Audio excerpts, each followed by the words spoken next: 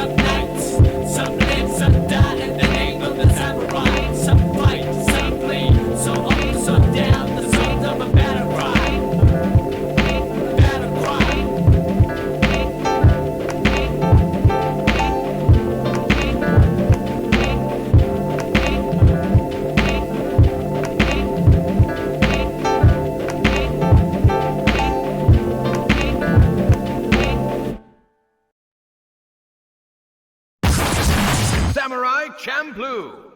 Sidetracked is such an interesting game. At its surface, there's a lot to love, but when you play it, it's very much an extremely flawed game that just oozes style and potential. After the release of Killer 7, Grasshopper Manufacturer had to do some anime license games to make some quick cash. These games were Blood Plus One Night Kiss, Evangelion Third Impact, and Samurai Champloo Sidetrack. These were games that didn't have a lot of dev time and had tight budgets. Suda51, CEO of Grasshopper, chose Samurai Champloo as he felt it fit with the company's style, which I agree with. I am not gonna go too much into the anime, but in short, it's a great anime with great characters, stellar animation, and an out-of-world soundtrack. Definitely worth a watch and listen, but come on, let's get into the game.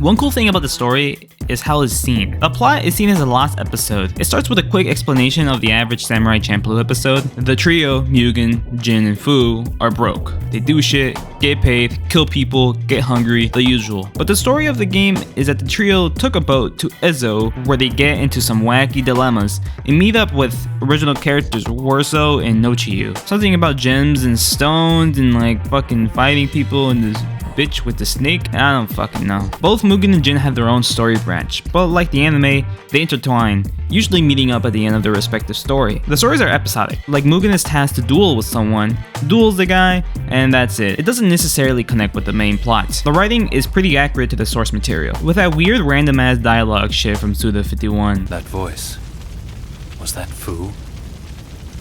She's got lousy timing. Yes, but that may be her strongest attribute. The voice actors have reprised the roles, except for Mugen for some reason. He does an eye job. Yeah, right. As if. I'm just out looking for blood. Hey, are you one of those so-called badasses? Also, sorry to be like those YouTubers are like, OMG, same voice actor? But come on, it caught me off guard that fucking Warso is also Neo fucking Cortex. Like, come on.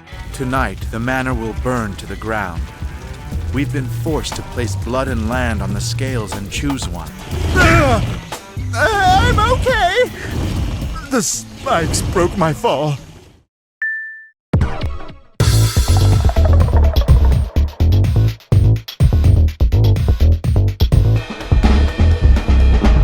As expected from a Grasshopper game, is that the game is really stylish, except for modeling. Instead of going for a cool cel-shaded style or something, they went for a more slightly realistic kind of look to it. Kind of like how Final Fantasy X looked like, which I am honestly not a really big fan of. It makes the stiff animation look even more weirder. But hey, look at this sweet kill animation. Zenbanosuke Karata! I should have expected no less of the man who defeated our army so completely.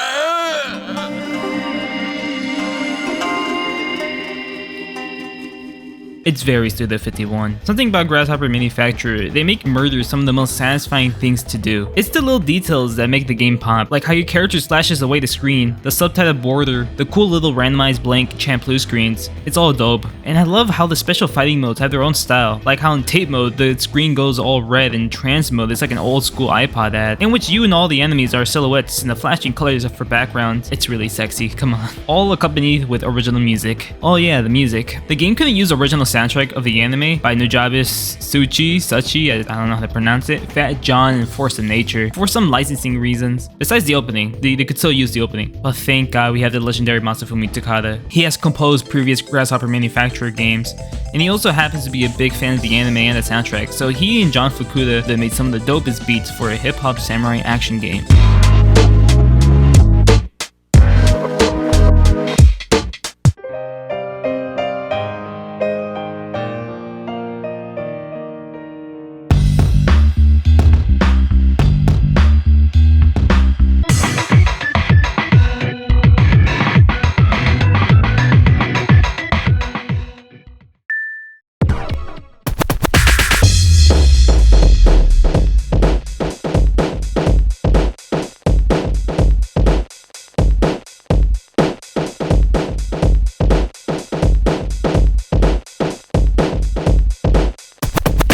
Anyways, the game is a hack and slash. You go around as Mugen or Jin, slashing up some goons. But this is Grasshopper we're talking about. What inconvenient mechanic or movement system do we have? Well, combos are linked to records. Buy a record at a record shop, select your 2 records of your choice, and boom, you have 2 combo trees. It's a really cool system. In the middle of the battle, you can switch to either track on the fly, but you can't mix both records, having a cool combinated combo.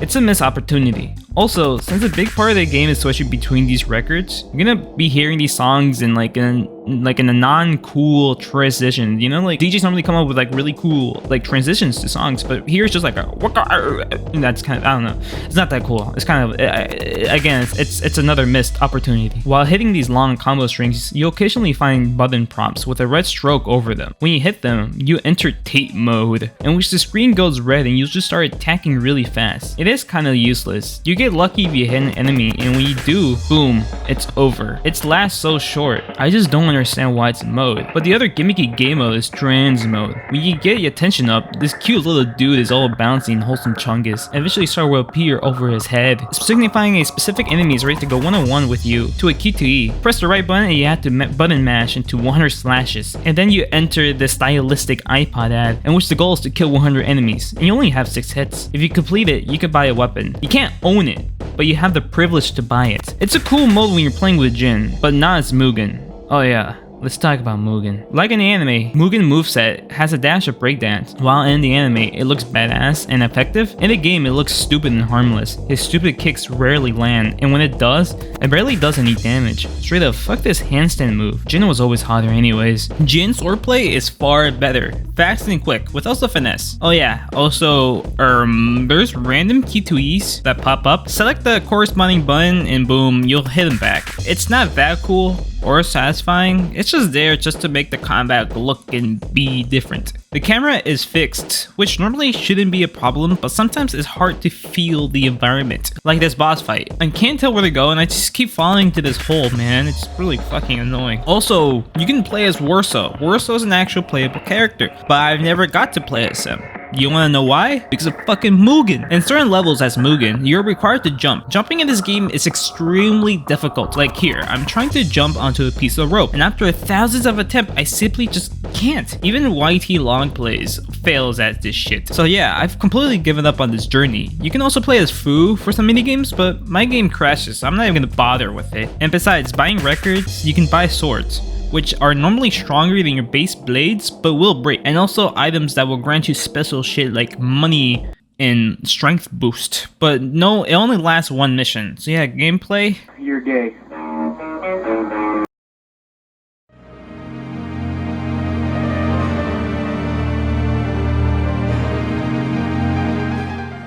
The game at its basis is good. The style, music, the authenticity to its source material, but the gameplay just does not make it worth it. Honestly, even if you're a big Samurai Champloo or Grasshopper fan, just skip the game. It's not worth the torture of this game. But this and Blood Plus One Eye Kiss did kickstart No More Heroes, arguably one of, if not the biggest impact in the company's history. So yeah, alright, bye. Some days, some nights, some live, some die in the way of the samurai. Some fight, some bleed, some up, some down, the sons of a battle cry. Some days, some nights, some live, some die in the name of the samurai. Some fight, some bleed, some up, some down, the sons of a battle cry. Battle cry.